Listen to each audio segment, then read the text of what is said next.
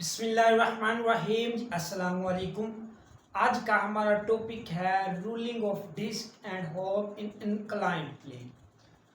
तो जी हमने क्या करना है जी, एक डिस्क ले लेनी है, एक होप ले लेनी है, उसको एक इंक्लाइंड प्लेन से मूव करवाना है और देखना है जी किसकी वेलोसिटी ज़्यादा है और किसकी वेलोसिटी कम है, और इसी तरह एग्जाम में क्वेश्चंस आते हैं।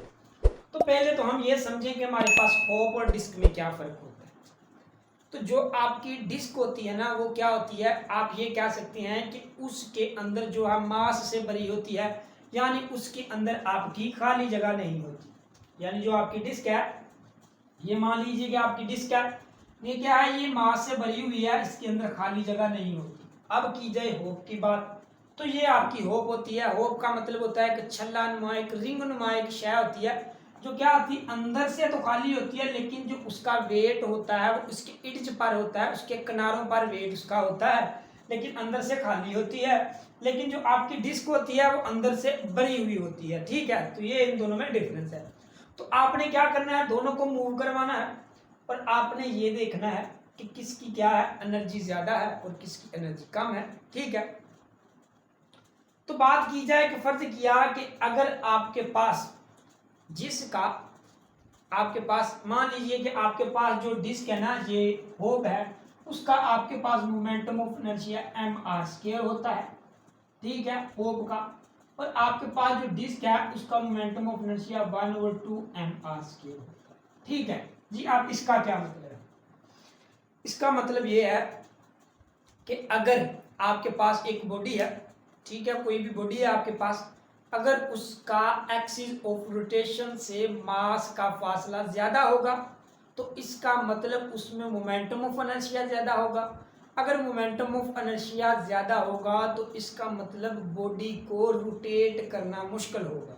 ठीक है, एक बार फिर बताता हूँ। मान लीजिए कि आपके पास एक बॉडी है, उसका रोटेशन ऑफ एक्सिस मास से ज्यादा है, यानी एक मास एंड पर है, उसका एक्सिस ऑफ रोटेशन मास से ज्यादा है। अगर उसका एक्सिस ऑफ रोटेशन मास से ज्यादा है तो इसका मतलब उसका मोमेंटम ऑफ इनर्शिया ज्यादा है। अगर उसका मोमेंटम ऑफ इनर्शिया ज्यादा है तो उसको रोटेट करना मुश्किल होगा। इसी तरह अगर आपके पास एक और बॉडी है जिसका मास है और उसका रोटेशन एक्सिस ऑफ रोटेशन कम है, इसका मतलब उसका मोमेंटम ऑफ इनर्शिया कम है और बॉडी इजीली मूव कर जाएगी। मैं आपको प्रैक्टिकल करके बताता हूँ। ठीक है,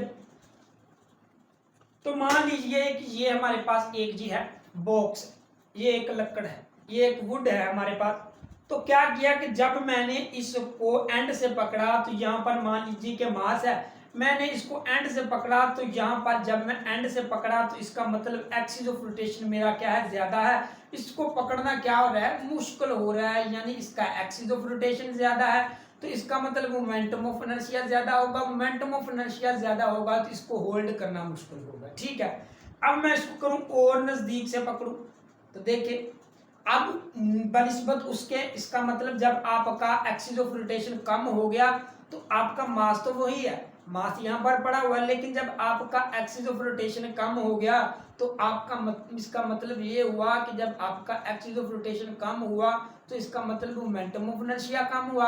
मोमेंटम ऑफ इनर्शिया कम हुआ तो मैं इसको इजीली होल्ड कर रहा हूँ। अब मैंने और एक्सिस ऑफ रोटेशन कम किया तो अब मैं क्या कर रहा हूँ, जहां पर आपका मास है यहाँ पर एक्सिस ऑफ रोटेशन है, तो इसका मतलब जैसे ही एक्सिस ऑफ रोटेशन कम हुआ तो अब इसको होल्ड करना आसान है बनिस्बत दोनों के। तो हमने इसमें से क्या सीखा, हमने इसमें से ये सीखा कि जब आपका एक्सिस ऑफ रोटेशन ज्यादा होगा तो इसका मतलब क्या होगा, मोमेंटम ऑफ इनर्शिया ज्यादा होगा और बॉडी को रोटेट करवाना मुश्किल होगा। और इसी तरह हमने एक और सीखा कि जिसका मोमेंटम ऑफ इनर्शिया कम होगा, यानी एक्सिस ऑफ रोटेशन उसका कम होगा बनिस्बत मास के, मास एंड पॉइंट पर अटैचिड है और उसका एक्सिस ऑफ रोटेशन कम होगा, इसका मतलब मोमेंटम ऑफ इनर्शिया कम होगा। मोमेंटम ऑफ इनर्शिया कम होगा तो इसका मतलब बॉडी को आपने क्या करना है, रोटेट करवाना आसान होगा। तो ये जो आपने डिस्क और होप लिए हुए हैं ना, इनका मास सेम है, इनका डायमीटर सेम है, तो आपने वो वेलोसिटी कैलकुलेट करनी है कि किसकी वेलोसिटी ज्यादा है। आपको बता दिया कि ये मान लीजिए कि अगर आपके पास है जी होप, तो होप की बात कीजिए तो इसका मास इसके इर्द पर है, किनारों पर है, तो इसका मतलब इसका एक्सिस ऑफ रोटेशन ज्यादा है। अगर एक्सिस ऑफ रोटेशन ज्यादा है तो इसका मतलब मोमेंटम ऑफ इनर्शिया ज्यादा है। अगर मोमेंटम ऑफ इनर्शिया ज्यादा है तो इसका मतलब बॉडी को रोटेट करना मुश्किल है। ठीक है, इसके भी निस्बत इसकी बात की जाए, अगर आप डिस्क की बात करें तो इसके दरमियान से आपका कोई भी एक्सिस ऑफ रोटेशन ले लें, इस पॉइंट पर आर एक्सिस ऑफ रोटेशन ले लें, इस पर ले लें या इस पर ले लें, किसी पर भी आप लेंगे तो हमने देखा कि इसका एक्सिस ऑफ रोटेशन कम है, क्योंकि ये तो होलो थी अंदर से, ये तो भरी हुई होती है, तो इसका मतलब इसका एक्सिस ऑफ रोटेशन क्या है, कम है। अगर एक्सिस ऑफ रोटेशन कम है तो मोमेंटम ऑफ इनर्शिया कम होगा, और अगर मोमेंटम ऑफ इनर्शिया कम होगा तो बॉडी को मूव करवाना इजी होगा हमारे पास। ये तो हमने दिखा दिया फिजिकल, अब हमने इसको मैथमेटिकल भी प्रूव करना है। ठीक है, तो मान लीजिए आप बॉडी को यहां से यहां तक लेके गए तो उसमें पोटेंशियल एनर्जी आ गई। कौन सी एनर्जी आ गई? उसमें आपकी पोटेंशियल एनर्जी आ गई, वो हमारे पास क्या आ गई? mgh आ गई। ठीक है, अब आपने देखा कि जब आपने बॉडी को यहां से यहां तक रोटेट करवाया तो उसमें एनर्जी कौन सी प्रोड्यूस होगी? क्योंकि यहाँ पर थे आपके एक पोजीशन पर थी, यहाँ पर तो पोटेंशियल एनर्जी थी। जब पोटेंशियल एनर्जी लूज होने लग पड़ी तो वो गेन क्या करने लग पड़ी? Kinetic energy. तो इसका मतलब है उसके पास कौन सी एनर्जी होगी? काइनेटिक एनर्जी होगी। अब काइनेटिक एनर्जी भी दो तरह की होती है, एक रोटेशनल होती है, एक ट्रांसलेशनल होती है। तो हमने देखा कि जो आपकी बॉडी है वो ला ले, डिस्क ला ले, वो आपकी बॉडी रोटेट करती जाएगी, तो इसका मतलब उसमें क्या होगी? रोटेशनल काइनेटिक एनर्जी भी होगी। तो उसने ट्रांसलेट भी तो किया, यहाँ से लेकर यहाँ तक फासला भी तो डिस्प्लेस कवर किया, तो इसका मतलब उसके पास दोनों ही मोशन होगी, काइनेटिक एनर्जी भी होगी और ट्रांसलेशनल रोटेशनल काइनेटिक एनर्जी और ट्रांसलेशनल काइनेटिक एनर्जी दोनों ही होंगी आपके पास। तो इसका मतलब जब आपके पास बॉडी मूव करेगी तो आप उसके पास एक तो काइनेटिक एनर्जी ट्रांसलेशनल होगी, एक काइनेटिक एनर्जी उसके पास कौन सी होगी? एक काइनेटिक एनर्जी उसके पास रोटेशनल होगी। ठीक है, तो mgh हमारे पास वैसे ही आ गया। अब बात की जाए काइनेटिक एनर्जी कौन सी? ट्रांसलेशनल। तो हमने पीछे लेक्चर में पढ़ा प्रीवियस में कि आपकी जो काइनेटिक एनर्जी ट्रांसलेशन होती है ना, वो हमारे पास होती है 1/2 mv²। इस तरह जो आपकी काइनेटिक एनर्जी रोटेशनल होती है वो हमारे पास 1/2 m की जगह हमारे पास क्या आ जाएगा? I आ जाएगा, और यहाँ r है, और यहाँ हमारे पास वेलोसिटी की जगह पर एंगुलर वेलोसिटी आ जाएगी। ठीक है, तो हमने देखा कि हमारे पास एक रिलेशन आ गया। अब हमारे पास mgh आ गया, ये हम किसके लिए कर रहे हैं? डिस्क के लिए कर रहे हैं। ठीक है, तो हमारे पास 1/2 आ गया, mv² आ गया, प्लस 1/2 आ गया, और आई हमारे पास मोमेंटम ऑफ इनर्शिया डिस्क का क्या है? वो हमारे पास मोमेंटम ऑफ इनर्शिया डिस्क का 1/2 mr² है। हमारे पास मोमेंटम ऑफ इनर्शिया किसका? डिस्क का 1/2 mr² है। साथ हमारे पास क्या आ जाएगा? एंगुलर वेलोसिटी आ जाएगी। ठीक है, तो हम क्या करेंगे? mgh लिख लिया, 1/2 लिख लिया, mv² लिख लिया, प्लस 1/2 को 1/2 के साथ मल्टीप्लाई किया, 1/4 आ गया, mr² आ गया, ओमेगा² आ गया। ठीक है, हमने देखा mgh आ गया, 1/2 आ गया, mv² आ गया, प्लस आपके पास 1/4 आ गया। अब बात की जाए कि आपके पास जो वेलोसिटी होती है ना, वो r इसके बराबर होती है एंगुलर वेलोसिटी के। तो जब आपने स्केल लिया तो इसका मतलब r² ओमेगा² आपका वेलोसिटी के बराबर आ जाएगा। एंगुलर वेलोसिटी का स्केल, एक्सिस ऑफ रोटेशन का स्केल वेलोसिटी के स्केल के बराबर आ जाएगा।